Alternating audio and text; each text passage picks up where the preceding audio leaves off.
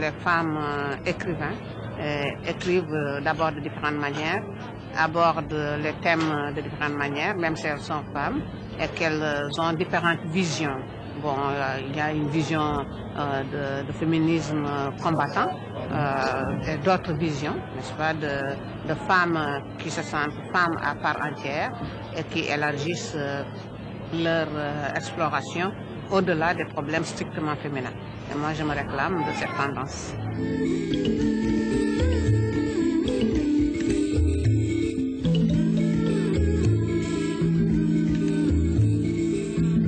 J'ai toujours été convaincue que les femmes sont très fortes. Je crois en la force, en la puissance de la femme. J'ai toujours été convaincue par conséquent que les femmes sont des personnes à part entière, qu'elles ne sont pas inférieures. Je ne vois pas d'infériorité de la femme. Je vois simplement que la femme est différente, mais je vois aussi parce qu'elle est une personne à part entière, une femme et une citoyenne. Je pense qu'elle a son identité de femme, ça ce n'est pas à nier. Elle a son identité de femme qui lui apporte quelque chose de plus même par rapport à l'homme, parce qu'elle a les capacités intellectuelles, elle a les capacités physiques aussi pour réussir là où l'homme réussit. Bon, il se trouve qu'il y a des contextes où, à cause de problèmes économiques et même de problèmes culturels, elle ne peut pas s'épanouir comme elle devrait.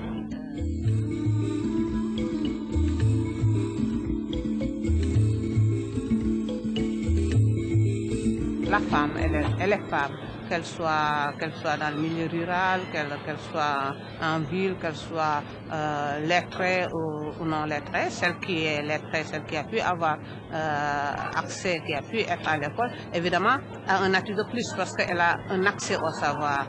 Elle a un bagage qui lui permet mieux de discerner les choses, ne serait-ce que sur le plan même de l'intérieur de la femme. Quand on est instruit, on peut mieux on peut mieux orienter sa vie.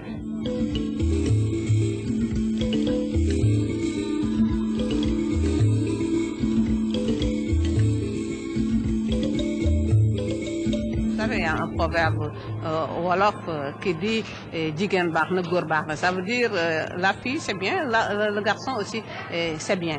Alors, c'est ma famille qui a compris tout de suite qu'on devait scolariser aussi bien les filles que les garçons, qu'on devait leur reconnaître aussi des responsabilités à égalité, que leur différence ne devait pas être un frein.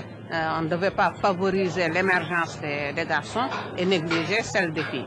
Alors, c'est ça qui m'a poussé, et en fait, ça m'a pas poussé, disons que ça m'a mise dans des conditions psychologiques de me dire que bon, je n'ai pas de complexe à nourrir vis-à-vis des hommes. Le complexe, je me suis jamais même posé la question de savoir est-ce que je peux faire comme le garçon, est-ce que bon, c'est quelque chose qui ne m'a jamais habité. En fait, ce sont maintenant des questions nouvelles que je me pose parce que le débat il est actuel. Alors c'est pourquoi bon, pour moi, je suis tout à fait convaincue que si on ouvre des voies à la femme, elle peut les exploiter d'une manière tout à fait positive et s'affirmer comme être humain, comme une femme épanouie, s'affirmer aussi comme responsable, s'affirmer comme une citoyenne à part entière qui a son mot à dire dans la marche de la société.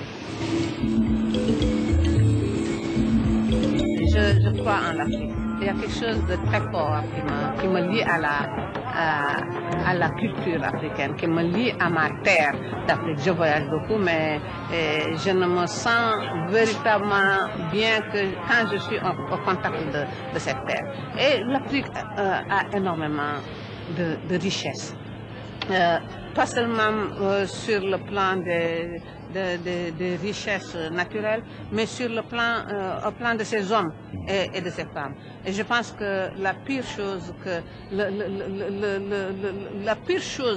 les hommes et les femmes d'Afrique puissent faire pour l'Afrique, c'est de dire que c'est fini, c'est de se décourager. Il faut faire face parce que moi je pense que nous avons les ressources nécessaires, nous avons les possibilités de faire face. Parce que si nous croisons les bras, si nous démissionnons, si nous ne croyons plus à l'Afrique, nous ne croyons plus à nous-mêmes. Et je pense que la première dignité de l'être humain, c'est d'abord d'avoir confiance en soi.